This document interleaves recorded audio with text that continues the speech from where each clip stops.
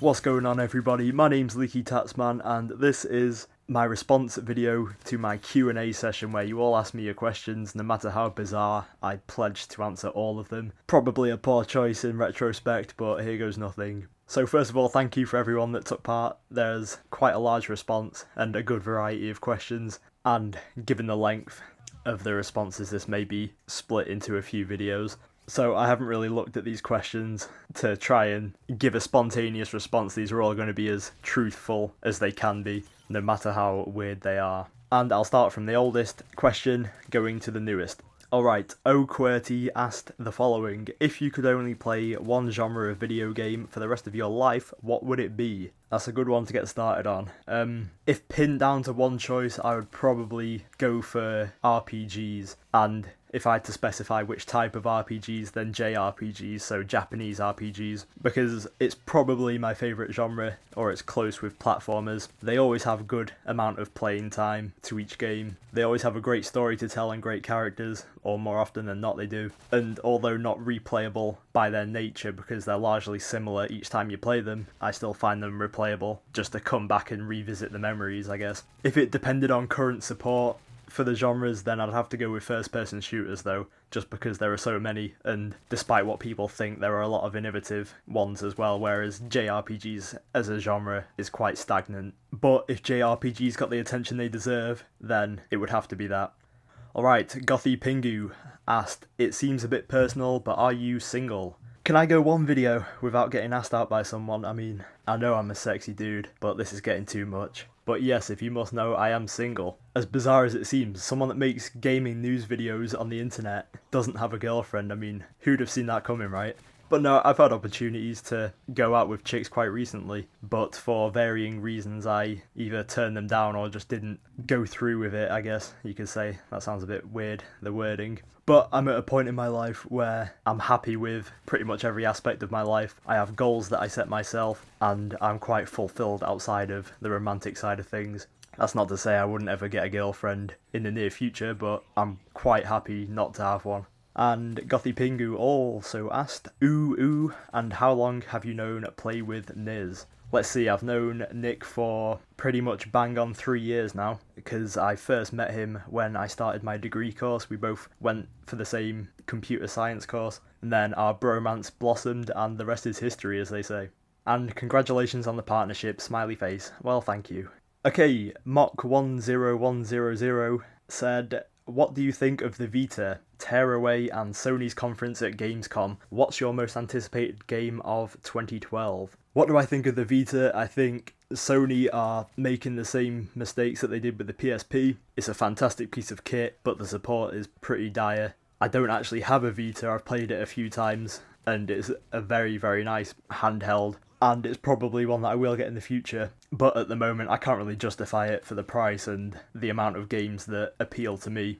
Tearaway I have not heard of, so I apologise. I'm assuming that's a Vita game, but I'm not really in the loop on that side of things. Sony's conference at Gamescom, I have no idea because I just didn't keep tabs on Gamescom at all, so I apologise if those are kind of crummy answers. What's my most anticipated game of 2012? That would have to be Halo 4 because I'm a huge Halo fan, and largely I'm encouraged by the changes that 343 Industries have made, and Halo's one of the few games that I'm actually very good at, so I can't wait to get online and kick some ass. Honourable mention to Borderlands 2 as well, because Borderlands the original was so damn good, so I can't wait to get my claptrap on.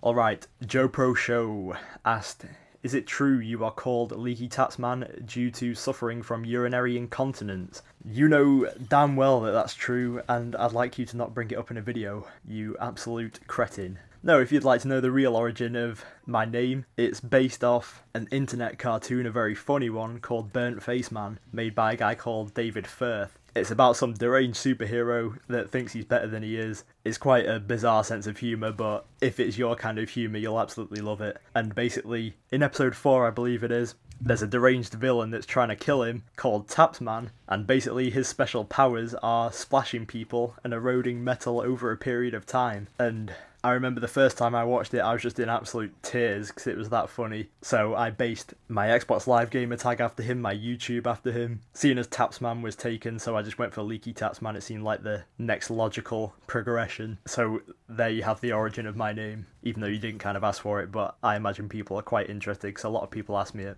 Okay, the same jerk also asked, have you ever given a girl your number in a club or on a night out and typed your name in her phone number under the pseudonym LeakyTapsMan? That is, if it is a pseudonym. Well, it's not a pseudonym, and I can't ever recall doing it, but I do get quite wasted on a night out, so I could well have done it. As a general rule of thumb, I don't give out my number to bar skanks, but on the rare occasion that I do, I never give my proper name. I usually go for Steve for some reason. One thing I have done is followed girls on Twitter that tell me that they've got Twitter because they always say they want to follow me for whatever reason, and then I wake up the next day realising that I've just got some random girl following me talking about YouTube videos, so insta-block, insta-regret. So yeah, basically I don't like IRL people knowing about my YouTube dealings. So I guess I've kind of done that to answer your question. 13th Project said, congratulations dude, a really nice thang for a really nice guy. Thank you sir, you're also a very nice guy yourself. 13th Project, for those of you that don't know, makes some great videos. Annotation to his channel now. Go. Joe Pro Show's back for more, for the love of God, just leave me alone. A positive times A positive equals A positive, and A negative times A negative equals A positive. The square root of 4 is 2, because 2 times 2 equals 4. What is the square root of -4?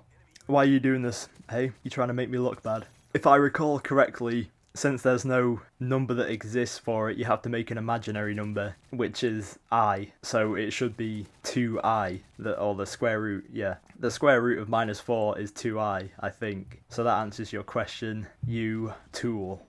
It's that epic person that said, it's about time, in all capitals to signify yelling at me. Okay, I'm sorry, just please don't hit me again. I'll be good. I'll do it quicker next time. Mevin Official said the following, you have an infinite amount of money to do 3 things. You cannot choose anything that will help society or will better the world. What are the 3 things you would choose? That's a damn fine question. Let's see. One thing I'd love to do is to buy, a really lower league football club and just plough so much money into them to bring them all the way up to the Premier League and basically just dominate the world of football. Is it wrong to want the likes of Messi and Kaká to play in the Northern Conference? Maybe it is, but, if I have infinite money, I can make it happen. And that sure as hell won't benefit society.